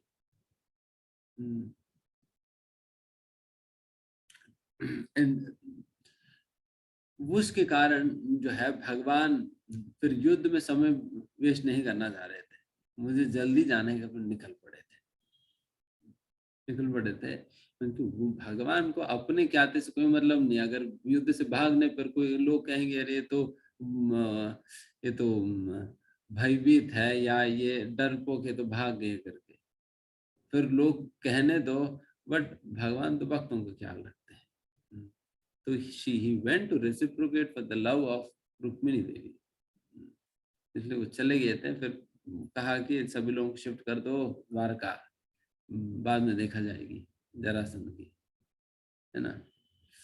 तो उस प्रकार से उस समय एक ये बहुत जरूरी काम था जिसकी वजह से भगवान फिर उस समय छोड़ दिए थे। एंड और भी कई कारण हो सकती है जो कि हम आचार्यों की टिकाएं पढ़ेंगे तो दिन पे थोड़ा सा और क्लैरिटी आ सकती है इसमें। हम बस एक छोटा सा चीजें बताए थे, है ना। ठीक है, यहाँ समाप्त करते हैं। बहुत धन्यवाद। हरे कृष्णा। हरे कृष्णा। श्रीमद् भागवतम की जय। श्रील प्रभुपाद की जय। गौर प्रेमानंदे। Hare Krishna. Thank you so much Prabhu ji for such an enlightening session. And हम भूमिका माता जी का भी स्पेशल धन्यवाद देना चाहेंगे ये इतना सुंदर प्रकार से ट्रांसलेशन पढ़ने के लिए। माता जी हमारे लिए एक उदाहरण है, इतने छोटे उम्र में मतलब भगवान के लिए इतने सहज रूप से अपने हृदय में प्रेम डेवलप कर पा रहे हैं वो। और आज प्रभु जी ने बताया कि Srimad Bhagavatam not only teaches us how to live but also how to leave. इन क्लासेस के माध्यम से हमारे पास एक बहुत अच्छी अपॉर्चुनिटी है कि भागवतम की शिक्षाओं को हम अपने जीवन में उतार के कैसे ट्रांसफॉर्म कर सकते हैं और भगवान के नाम, रूप, गुण, लीला और शिक्षाओं को हम इंडिपेंडेंट होके कभी नहीं समझ सकते अकेले। ये दिव्य ज्ञान सिर्फ हम इस वेदांत चैतन्य प्रभु जी जैसे शुद्ध भक्त के माध्यम से ही समझ सकते हैं। तो आप सभी लोगों से निवेदन है कि इन क्लासेस में आए, इसी प्रकार क्लासेस का लाभ उठाते रहें। तो thank you so much again Prabhu ji. तो हम एक बार प्रभु जी के लिए हरे कृष्ण महामंत्र बोल के धन्यवाद देंगे और सेशन को क्लोज करेंगे। हरे कृष्णा कृष्णा कृष्णा हरे हरे, हरे राम राम राम हरे हरे। धन्यवाद Prabhu ji. Hare Krishna. Thanks everybody for joining this session.